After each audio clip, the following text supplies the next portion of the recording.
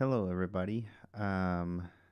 Just starting at 9 p.m. now for me, at least on my time. I don't know how your times are, and hopefully, we'll have some viewers coming in to view. But as promised, today's topic is talking about laptops and desktops, and I would still be happy to share any sort of story of mine, as well as taking any questions. So if you have anything, just let me know. Just put it down on the chat, and I'll be happy to answer as best of my knowledge.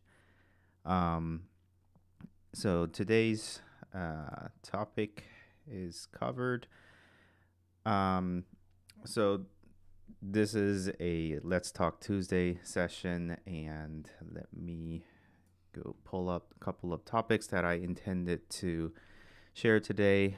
Um, Obviously, we'll cover just overall laptops and desktops in general, as well as like the hardwares and how they're priced and what sort of performance they have, and how we're going to look for portability and maintenance and longevity of different type of devices and such. And also, this whole talk is just meant for casual talk, and as well as just AEC in general, tech in general, life in general. So I wouldn't mind speaking about those, and it's meant as more of an open discussion. So feel free to put down any chats, and I'll be happy to discuss. Um, I just saw chat. Hi, Manuel, from Mexico. Uh, you leave your XPS 13 as a tablet and work on the project's architecture in my Alienware Aura R11. Well, that sounds like a good setup. I did have a little bit of experience with Alienware. They are good machines. When it comes to a laptop, it has a little bit of limitation in my experience. Is that specific model a laptop or a desktop? Actually, yeah, if you get a chance, maybe put down what your current setup or your main sort of workstation or your main machine where you do most amount of work on. I'll first go over my overall setup. Um, so I kind of have a little, I guess, desktop kind of like a device here. It's an empty shell, actually. It used to be my desktop for quite a bit, but I pulled it out because I just wanted to show you what my desktops are, or at least what my desktop was. And also my laptop here, and obviously I have a desktop that's running, that I am streaming through, so it's mounted under the desk. It's much bigger than this one here, but it is still a mini ITX case, so it's relatively smaller tower than what normally people see. That's my sort of current setup. So my main workstation is a desktop, and I do bulk of my work there. And I also have a similar type of desktop setup in the office when I need to do my normal architectural work.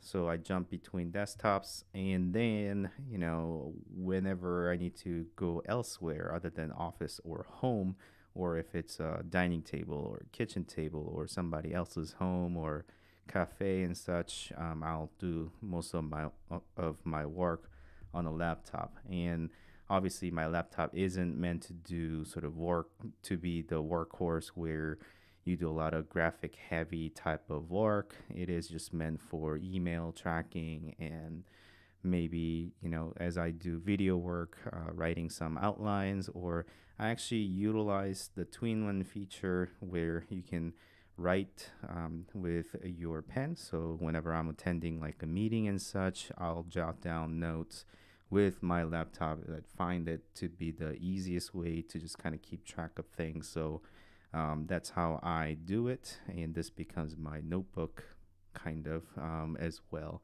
So in that regard, that's how mine is set up. there's actually quite a good reasons behind it. I may get into that a bit, but I also wanted to learn how your setups are and perhaps discuss based on what you have. Um, Ale or ALE is saying you have a Surface Book 3 for business, for architecture and engineering. I actually owned Surface Book 2 for quite a long time for work purposes, and it has served me quite well over the years. And when I departed from that workplace, I had to let it go. However, I really enjoyed the aspect of two-in-one device. That's, as you can see, having a pen and doing a hand input is quite an important aspect as when it comes to me when I'm doing sort of handwriting for the notes, as well as, there's a lot of PDF markups and such that you can do with your hand or pen input. So it becomes something that is quite crucial for me, and I really enjoyed that. Although, to the Surface Book 2, changing from normal laptop mode to detach the top portion to flip it around for better sort of handwriting experience was a little bit clumsy.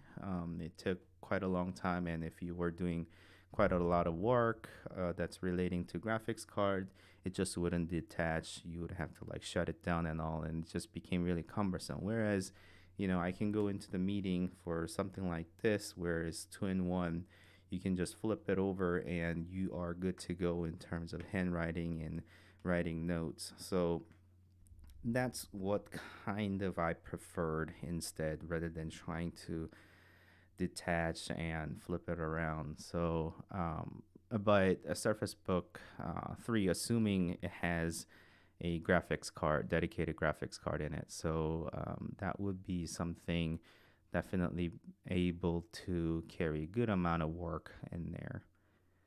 Ryan is asking any preference to use an iPad or iPad Pro for your mobile tasks. You have a pre-built MSI Trident X, a compact desktop. Well, first part, iPad is something that I had really hard time fitting into my workflow. I've never owned an iPad.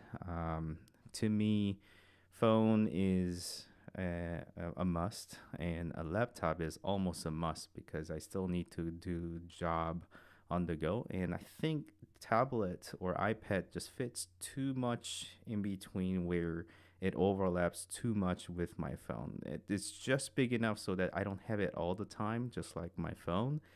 And when I'm trying to do a bit better, typing experience and some more tasks, it is just out of reach. Where for the laptop, you can do all of that much easier. And also, I used to use Mac for school purposes, and I think it's been about, I would say, good 6 years since I departed from Apple.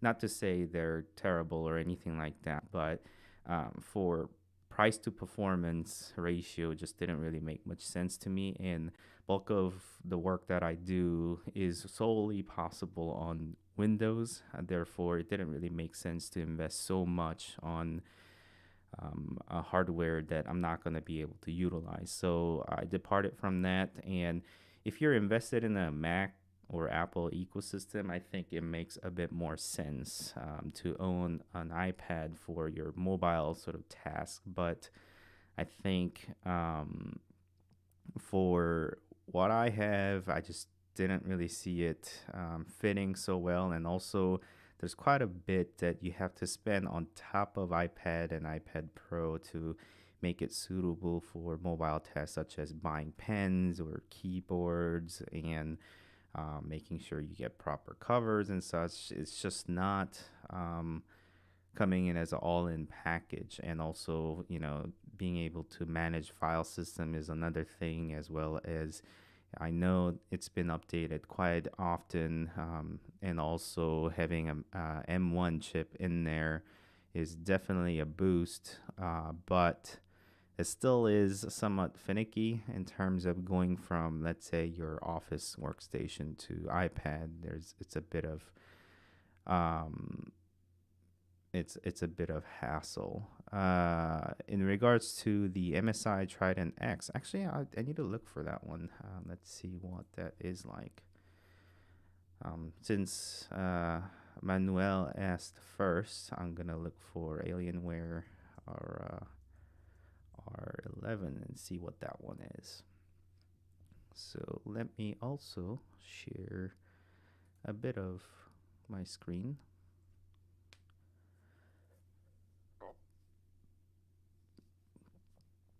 So this is a desktop. Cool. It is definitely a cool looking desktop. I've never owned Alienware desktop myself, but I can see sort of benefit in using since it always is geared towards performance. Um, Perhaps it's retailing somewhere a bit more than 3 grand. So that's what that machine that Manuel is using, and Trident X from MSI. I have tried a lot of MSI laptops, but I have not tried any desktop from MSI. I did put a request in. I haven't been able to put my hand on. Actually, the one that I was looking for, um, very interested in, it was this one, the MSI Creator, because you can see sort of the similarity other than the color in terms of size. I am always interested in sort of minimalistic, smallest possible type of form factor, but also I understand that you're gonna pay some cost of performance and some, let's say, minimalist tax where performance may suffer or costs will be increased since you're trying to fit things in a small form factor. But just looking at this Trident X, Ryan, I think it is something that I have looked at before. It internal layouts are really similar from at least what I can tell to here, although it is allowing SSD on its side. Perhaps it's not meant for like professional usage, it's more of a gaming, I suppose. But yeah, the overall layout seems quite similar to this, although internal configuration seems to be upside down based on this picture. Um, but I think this is probably in terms of like flat and sort of wide mini ITX cases. This is like very good configuration, and I can fit this on a very large backpack, and that's how I sort of carried it around before, and that was kind of a built to purpose type of thing because I was aiming to go on different conferences and carry this around and use it almost like a portable machine. Um, so I suppose you can actually carry this around too if you wanted. I don't exactly know the hardware specs that you have, but I'm gonna just look at the website and see what kind of specs that they have. Configurations. So I'll go from middle since usually middle of the road is not a bad idea. Um, Assuming it's MEG Trident X10 SF863 US. Okay. I suppose that's a US model, but having RTX 2080 is not a bad 2080 Ti. It's top end. They usually don't call out Max Q SKUs, which is sort of dialed down version. I'm assuming it is actually because actually no, it is a desktop and there's no reason to put a Max Q. So I'm wrong in that regard. So it's having beefy graphics card, the best one out of last gen. Um, and the CPU is i7, I'm assuming, or it could be i9, and it's a 10th gen. So you can expect quite a good performance in this. Obviously, I don't know the price listed here. 650 watt.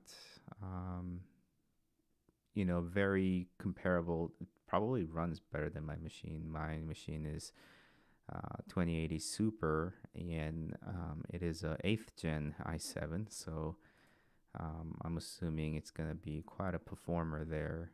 And I think those type of desktops are so much better than having sort of gaming grade laptops. But I did expect a somewhat fat price on it. 3 grand on a desktop is quite a lot to spend. Maybe if the graphics card wasn't such a big issue nowadays, you could have gotten it somewhere around 2.5 grand, maybe if you were to put it together. But I guess for $3,000, it's not bad spec either. Looking at Manuel's comment again, your setup is R11 um, i7 10th gen NVIDIA RTX 3070. So you purchased it sometime very recently. I see. 64 gigabytes and RAM, 2 terabyte storage, main workflow on ArchiCAD and Twinmotion, and editing on Luminar AI. What's Luminar AI? I actually don't know what it is.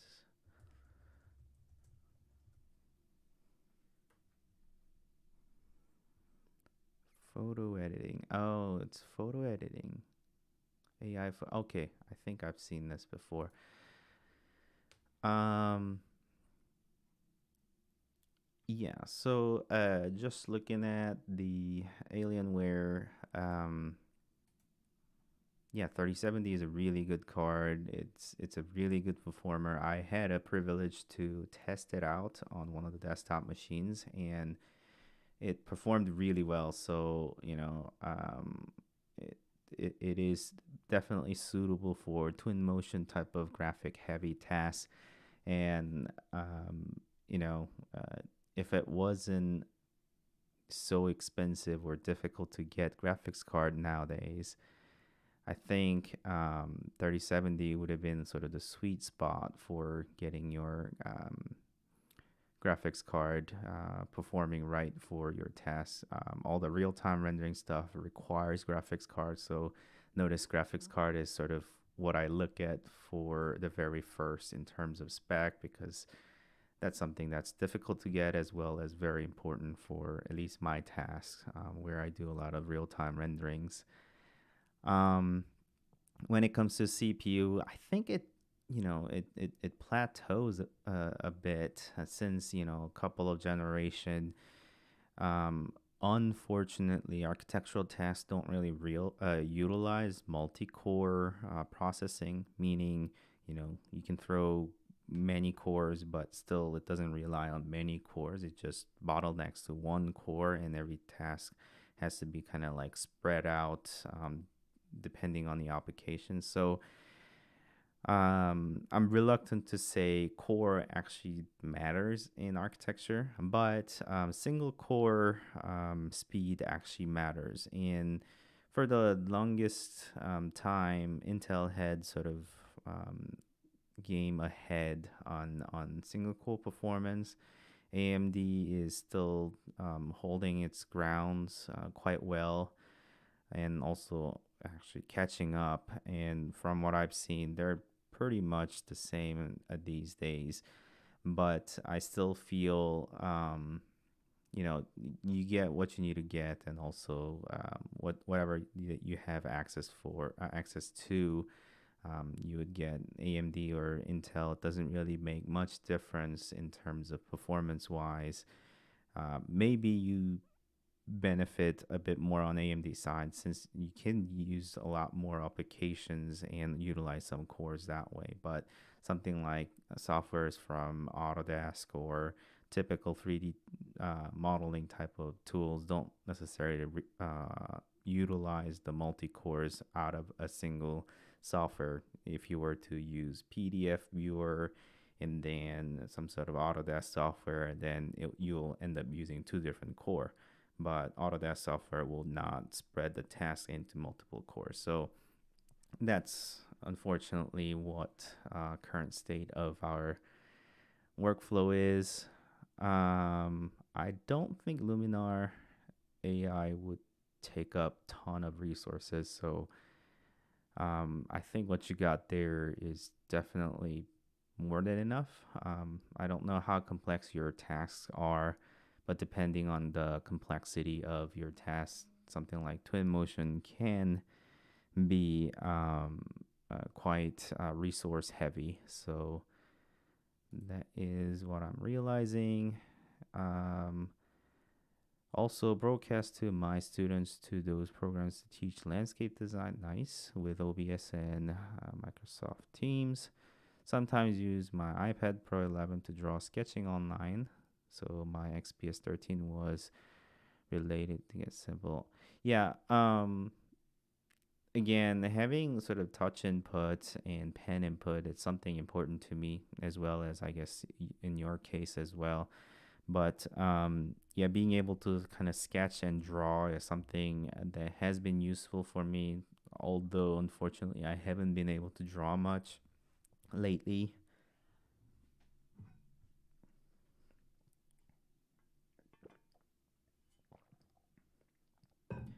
But when given chance, I'm hoping to do a bit more drawings by hand and not I don't really enjoy note taking experience with keyboard as much as doing handwriting. So I don't know. That's just my thing that I would like to enjoy for.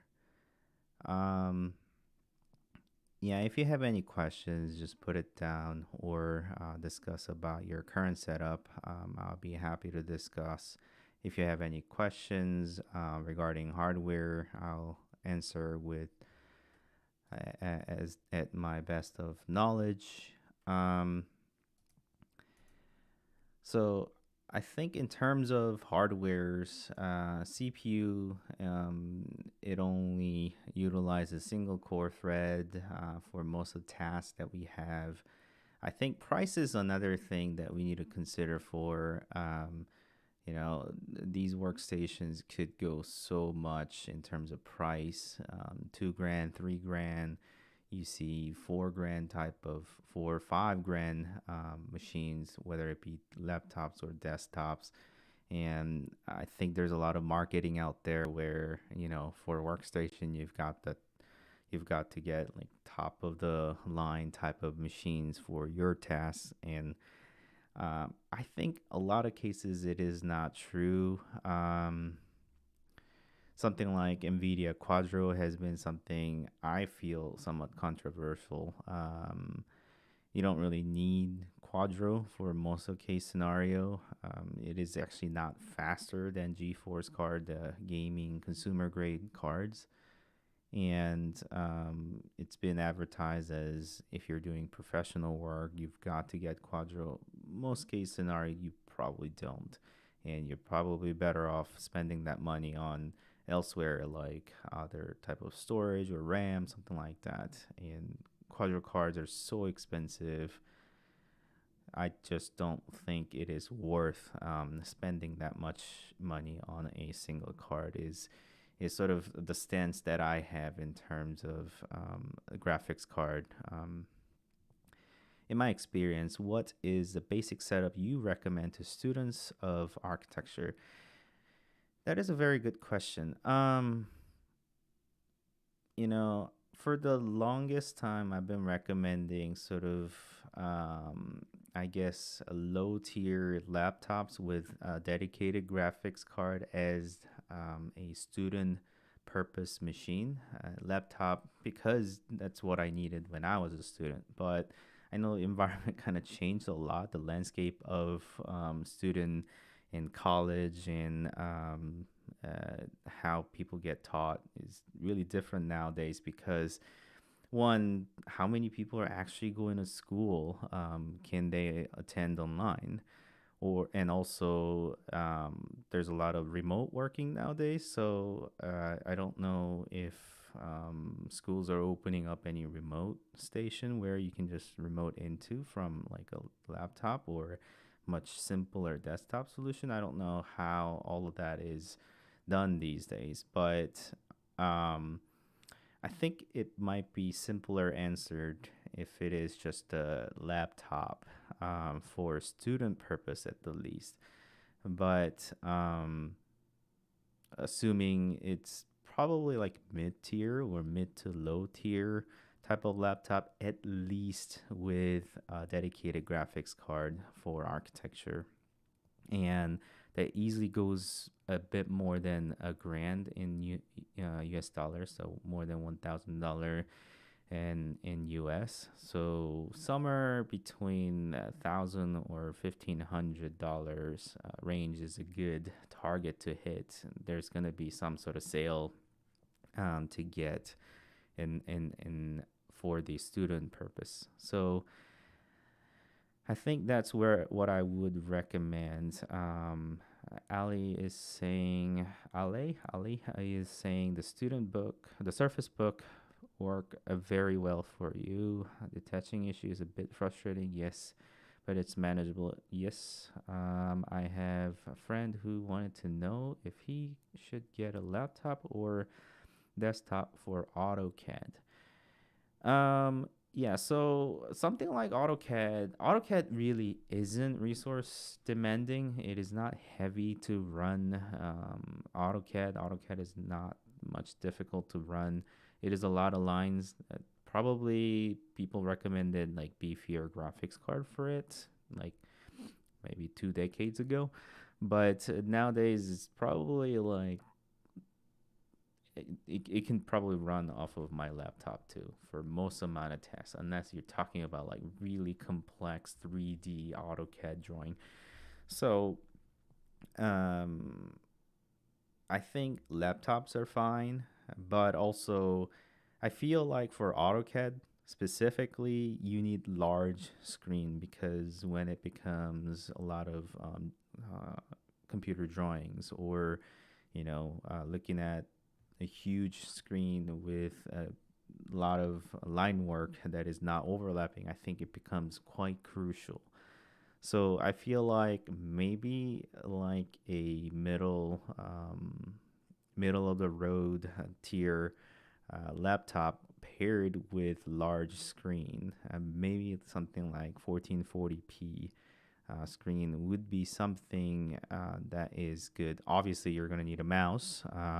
And at that point, is it really worth having a laptop because you're replacing the screen and the trackpad with mouse, and you probably want a keyboard with numpad because typing measurements are important, at least for me. So at that point, you're swapping out a lot of hardware at that point. So at that point, you probably want to jump to a desktop if you really want workstation. And that's, I don't know, that's how I arrived to my solution of owning two different desktops for work purposes and one in the office and one at home because I need all of these set up. I need multiple monitors and it's nowhere portable anyway. So why not have that and then just have a filler laptop? And it made sense for me for most part. So that's what I've been doing.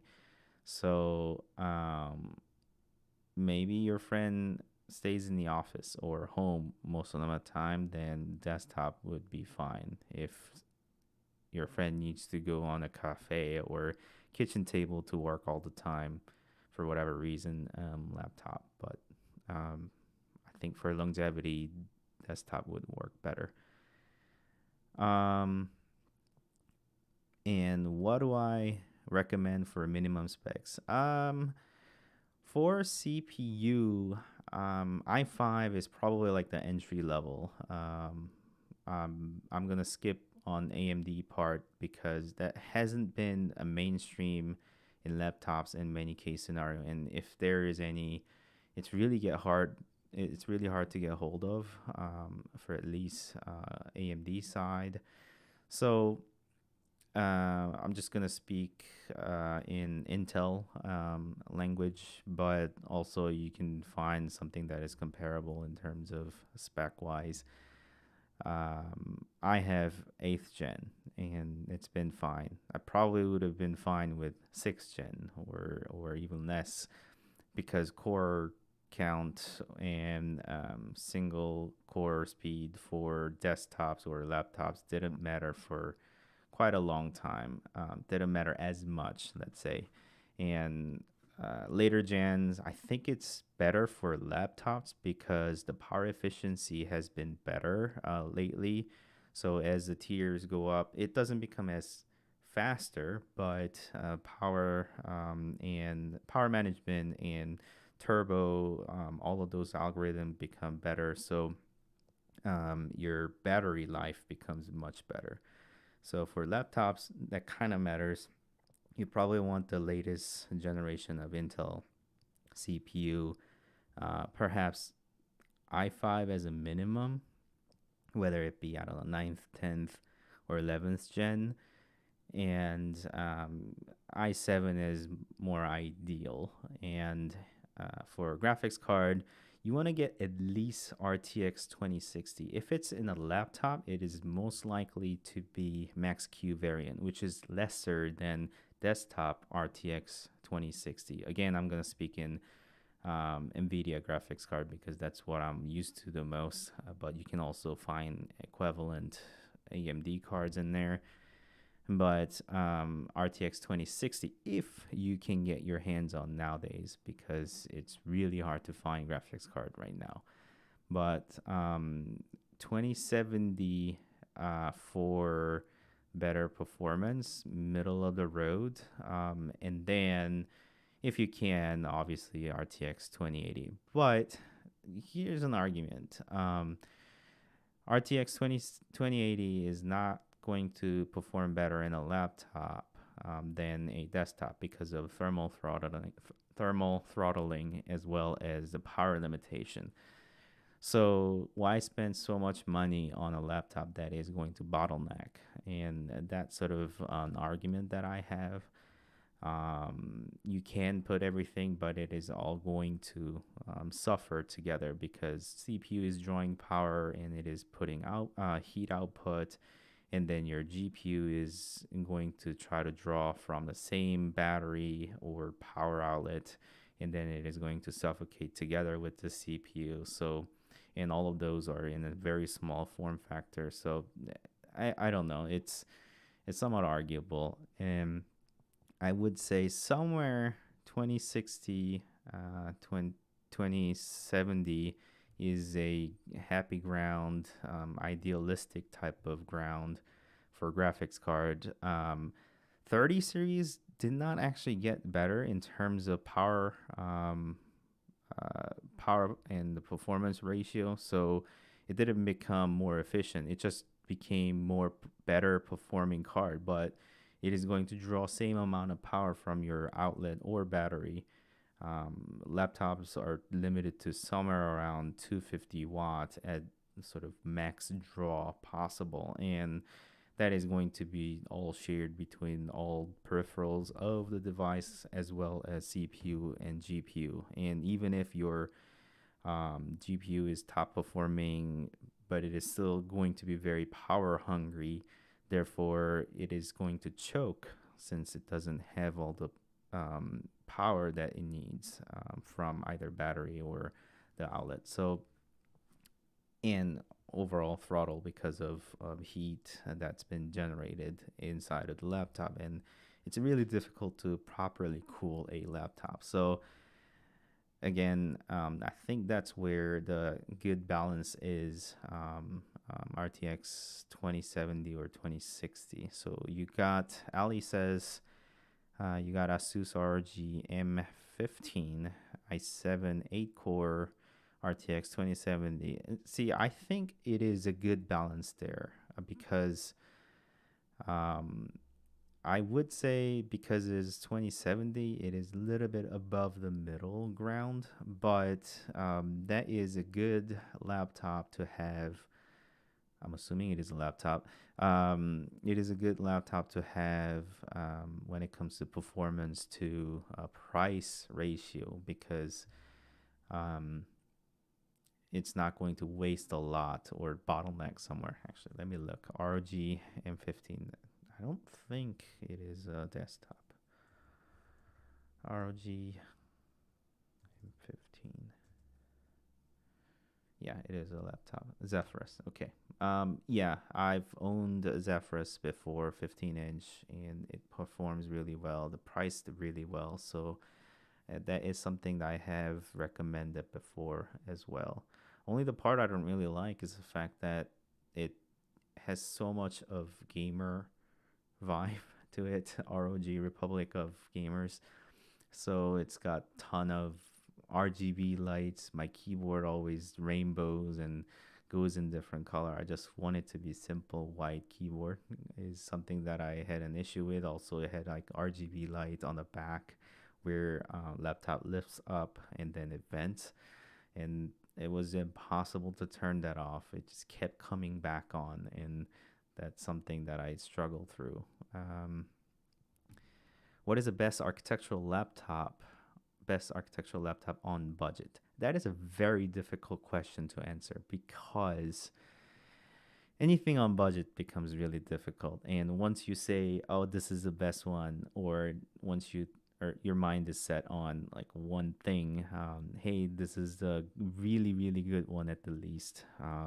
Price shoots up, or it just becomes out of stock, or uh, yeah, you've seen that before. So it's really hard to recommend, and it also is like good ones are really hard to find these days in terms of stock as well, because everyone needs to buy their laptop or desktop since they all started working remotely.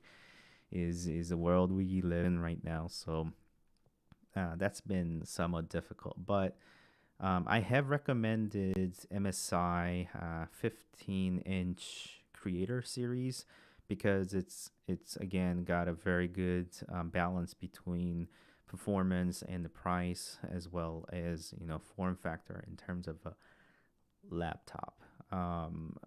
And I have featured P65, which is sort of the similar Creator line, the 15-inch, and I really like that machine. And I have recommended that to many people before.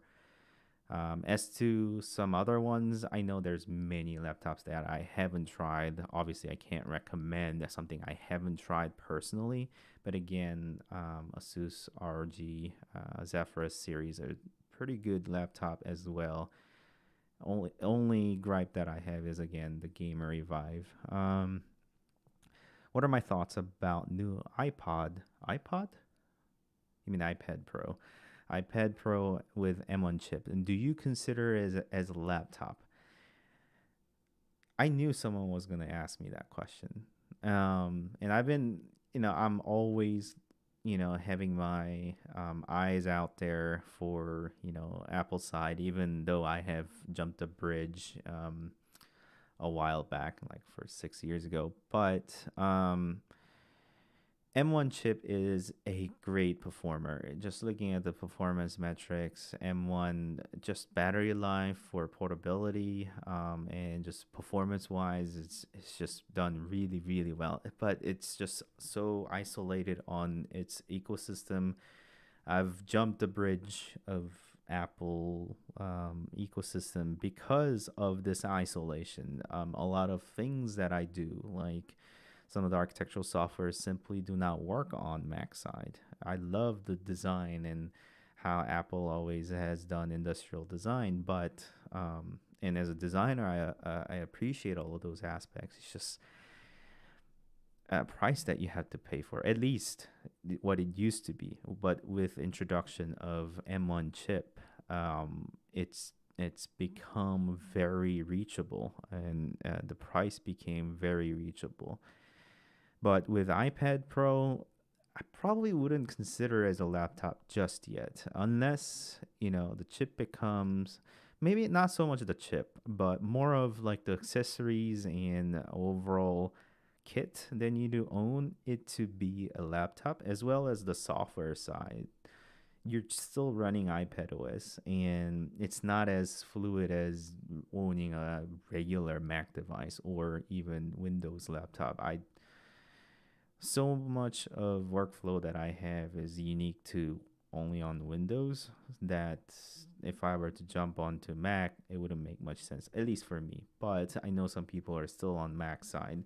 And if so, that's going to be a lot easier. You don't need to run VMs or parallel to run Windows, then it becomes better. But again, once you introduce um, the parallel or boot camp into the machine, it really the very goal of performance and the price that you have paid for kind of goes out the window because then you have to introduce different OS into your system and takes up your resource. Some of the things just break when you're trying to run with parallel and the virtual work OS.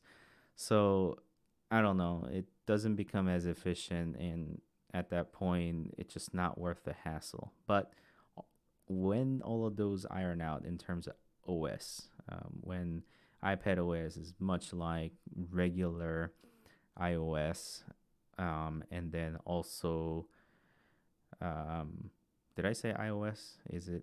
I think iOS is just limited to mobile devices. When it's ironed out as a better sort of Mac laptop OS, then perhaps. And with M1 chip, you can still get MacBook and uh, Mac Air, and when for those it works fine, but it still is on its isolated OS. It cannot run Windows just yet, or software that are meant for Windows just yet. So I don't know. That is to be seen. But in terms of its sole performance and price to performance ratio, it's a great thing. I'm sure it'll get ironed out, and with Apple's R&D budget, they're able to pull that off.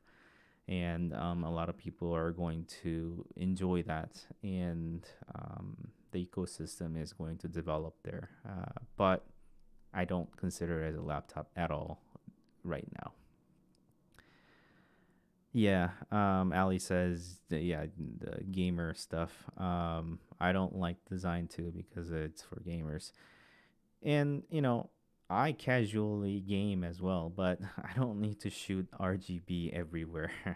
It is almost embarrassing, and I want to tone that down. And sometimes just the software side of those laptops and devices, they come back. I don't know why. What is the best laptop for rendering? Again, that's a very long answer question, but I think for rendering, you need to define what your rendering is because it could be real time rendering where it utilizes a resource from graphics card, but it could also be rendering that is CPU bound, something like V-Ray has been utilizing for years. So I'm assuming it is a real time rendering because my channel's been mostly about real time rendering.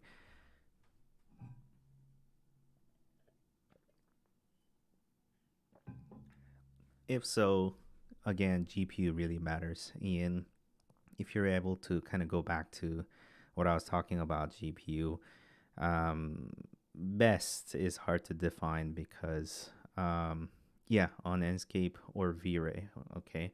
For Enscape, GPU really matters. V-Ray, CPU matters. Core count actually matters. So for V-Ray, you want to get best CPU possible, as many cores possible. Again, trying to stuff all of that into a laptop is a very, very hard task, and I wouldn't attempt doing so. So I wouldn't try to find a best laptop for V-Ray rendering, or actually not even Enscape rendering, because stuffing your laptop with a beefy graphics card always will choke at one point, either because of heat or power, as I have said before. But always you have to keep in mind of the price. Sort of the middle, good, balanced laptop would be again something like Intel's i7 type of tier for the CPU, and then RTX 2060, 2070, or if you actually can get 3060 or 3070 in a laptop, that would be a good one as well. Perhaps not the best one, but it is a good one. Is MX 450 GPU enough for architectural work? You know, what is MX 450? I'm assuming it is AMD. I don't know. Oh, GeForce MX 450. It is not a good graphics card. No, it is not good enough for architectural work. I think so. Here's the thing: once you introduce dedicated graphics card, just real time rendering outside the window, I want to just discuss about just general performance of a laptop. Integrated graphics card versus a discrete dedicated graphics card. Having integrated graphics card, so meaning no graphics card, just running off of CPU, power efficiency is much better. So your battery life is going to be much better. And also, there's this weird thing if once you introduce dedicated graphics card into a laptop manufacturer, depending on how they sort of set this up, um, your laptop wants to assign graphic tasks on CPU or sometimes on a dedicated graphics card because it is more efficient to run things on CPU. Some tasks will go into CPU by default, and in turn, you're gonna experience some sluggishness. Or if manufacturer, or if you have tweaked it or set it in a way that everything is overridden to GPU side. And again, if you're dealing with Surface Book, you'll realize that at some point. But going back to the topic of what we were initially discussing, if everything is gone to GPU side, then it is going to eat up your battery life heavily. But it doesn't really matter if you're powered from the wall. So in that case, it's fine. But GeForce MX 450 is just slightly better than Intel integrated graphics card, or sorry, Intel integrated graphics, but not miles better. So having slightly better dedicated graphics card inside of the laptop, it really is not worth it in my opinion. If you want more performance, go with something that actually have a meaningful performance like 2060 at the least, maybe 1660, but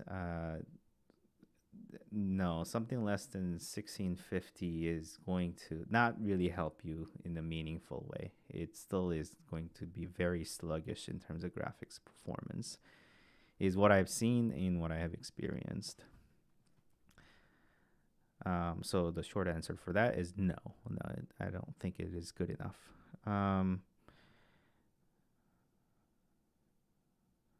You want to buy a laptop? Sava says, you want to buy a laptop? I'm not sure which one to buy. Yeah, I have that same question. Every time I try to buy a laptop, I research for months because I want to make sure it is the right one. By the way, that's why I do a lot of laptop reviews because I'm reviewing for myself. I have poor information about laptop. Can you just name a few so I can buy any from generate 3D models renders? Again, I do recommend MSI's 15-inch Creator series. They are really good in my opinion, for at least ones that I actually tried. And there are good other laptops there, such as Asus Zephyrus series, but I haven't tried the recent ones, so I can't really yeah, share my research now. Yeah, well, yeah, there is that. MSI Creator series, Asus Zephyrus series are pretty good. I have not personally tried any of Legion laptops, so I can't really say. For HP laptops, there are pretty good ones out there, but I haven't had like something that I feel like this is a very good one. But you can look at my channel for a couple of them at the least, for MSI laptops mostly, because they have featured a lot with me, collaborate, and I'm a little bit biased in that matter. Either because I like them as well as just having a lot of experience with them, so I'm a bit more educated for their product. Um, yeah, staying with Asus M50, M15 is a good idea. Hold on to your devices as long as you can, because at the end of the day, price matters the most, and for the performance that you can get. Obviously, I don't have an infinite amount of funds and money that I can get, so and that actually has to do with the longevity of devices too. If you can hold on to devices and actually maintain it longer, then it means you're going to save over time. Therefore, you can buy better performing things later on and save on the budget. So I don't know, and that's partially why I also recommend desktop a lot, because you can maintain it by different parts rather than sending a laptop back to somebody to fix it and possibly missing out your machine for weeks.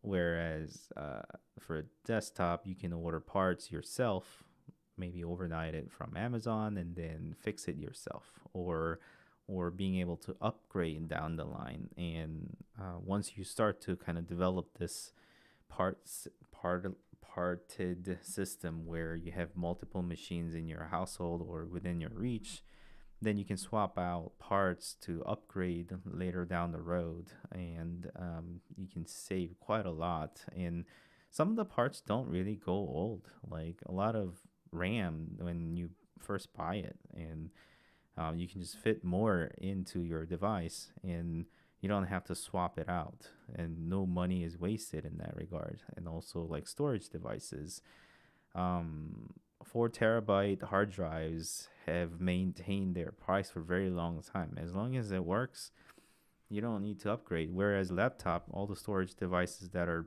sort of soldered into your laptop, you can't swap it out.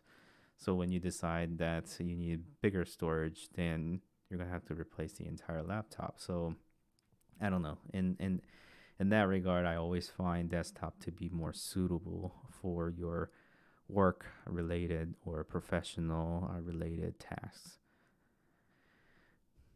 Mm,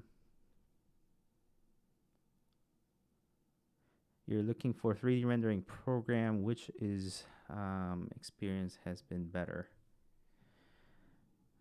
Ali asks that.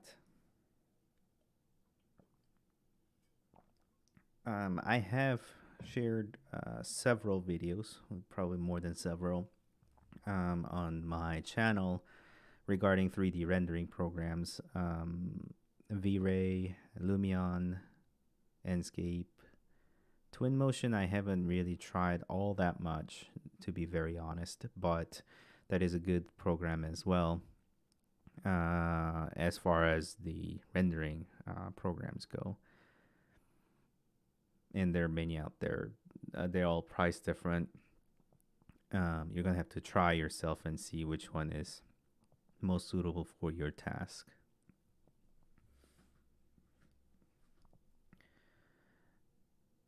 Um, yeah.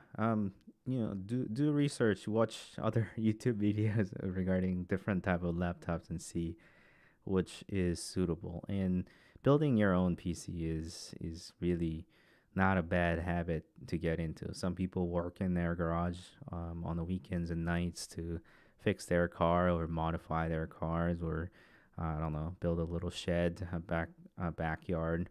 I build my PC, or I rather spend fiddle with different hardwares and make it work and upgrade or modify. And it's a good hobby. Perhaps not the cheapest hobby, but it's something that I have interest in. What do you do with a PC or a laptop obsolete um, when it's out of commission, meaning like it broke or something? For PC, that is usually not the case because at least you can sell other parts that are working as parts on some websites like eBay. Whereas laptop, it's very hard to part it and sell it. You can sell like screen or keyboard as parts, but the chances are it's already old that nobody's looking for parts. And it, that's why I feel like PC is a bit more meaningful when you start to invest your money and it is going to hold up, whereas laptop, it probably wouldn't.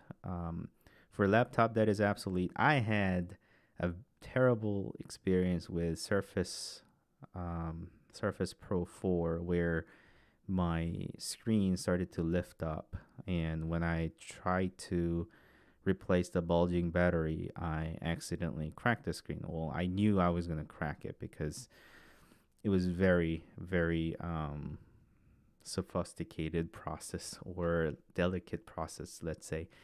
And I ended up cracking the screen, and then I just had to bin it. But I just felt so irresponsible throwing that away because other parts really work well.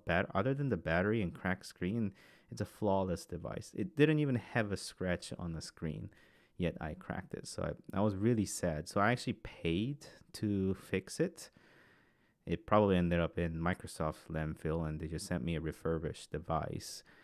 And then I just sold off that refurbished device in a seal to somebody else, and I lost $100 in the process because I paid more for replacement than a sales. But I don't know. It's just such a good device, yet there's nothing you can do once your laptop, something like Surface Pro that is not as serviceable, becomes obsolete. Whereas PC, again, you can part it or you can upgrade or replace to have maintenance and then use it for better as a better machine. Um, Saba says MacBook is always stuck in my case, even for rendering and model making. Are you saying you are stuck with MacBook? Um, For me, it's been difficult to model and render in Mac. And then that's partially why I have departed. Twinmotion is very easy. I definitely do agree with that. But I haven't been able to utilize it as much in my daily tasks. So that is something for me to do as a homework. So, unless you guys have more questions, I think I touched a lot of aspects about um, desktop, laptops, maintenance, longevity. But again, when it comes to portability, just like student purpose, if people are going to school and going outside of your home and you need to carry your device into classroom because they don't provide you with a machine there, then you have to stick with the portability of laptops. I can't carry my desktop, and even if I carry it, it doesn't have a desktop. Oh, sorry, it doesn't have a monitor. It doesn't have a power. It doesn't have a battery. So yeah, I think laptop makes absolute sense there. But again, you do pay a bit in terms of portability tax, or let's say performance tax, where you're going to be bottlenecked in terms of heat output and the power draw. So that is something to keep in mind.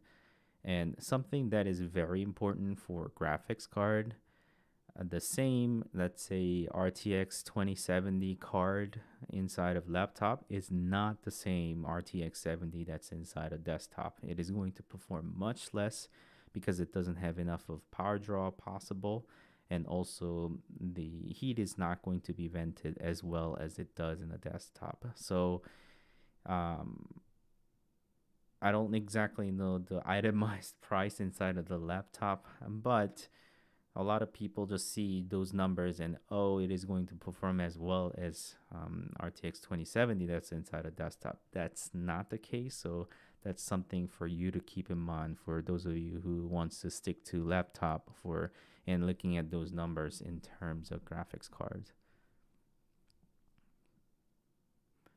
So I think we are at 1 hour mark here. I think I'm gonna wrap things up. Thank you so much for several people who have enjoyed the session and joined my night talk here. I'm hoping to do this every Tuesday, at least my time on 9 p.m. Perhaps I may change the time later on, but for now I'm sticking with 9 p.m. and see how that goes. At least that is only sort of workable time for me, so I'm gonna stick with it. Let me know if you prefer another time. Obviously, I know I'm letting go of a lot of people that are on European region, so I know I'm gonna have to accommodate somehow later on. As a announcement, I have a Enscape webinar that's coming up in May 13th, and the time is going to be available. I'll paste the link in the comment so you guys could also click and register for. It's going to be very similar type of voice and tone as I always speak in this voice and tone, but it is going to be covering Enscape. And if you're interested in rendering softwares, that's something for you to check out. And I'm in not necessarily in process, but thinking of doing the process of ARE. I do want to get into it this year at the least, and I think I'm gonna start with project management ARE exam. And I'm looking for any sort of peers to get, I don't know, study together or peer pressure type of experience. So if you're also taking ARE exam or thinking of taking ARE exam, I'm happy to talk. Leave comments, I don't know, DMs or anything like that. I'll be happy to talk to you with. And I would also like to take any future topic suggestions. If you have anything that you would like to discuss on the channel or on every Tuesday for Let's Talk Tuesday series, then I'll be happy to take along. For next week, we can possibly have like a guest, so it's sort of like a Zoom session. I'm thinking of a couple of people who may be able to join us, and I think that will be a worthwhile thing. But let's see how that goes, depending on what sort of topic suggestion that I get. I may decide on one and announce there. And I'm possibly considering also maybe topic of storage. As we deal with a lot of technology and all, we have different type of storage solutions. So maybe that is something that we need to discuss, or maybe I do some sort of hardware unboxing. I'll be open to suggestions if there's something specific that you guys want. But overall, thank you for joining the session. I think I will see you all on next week.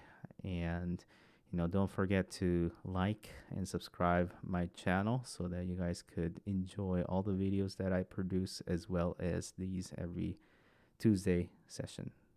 Thank you again, and I'll see you next time.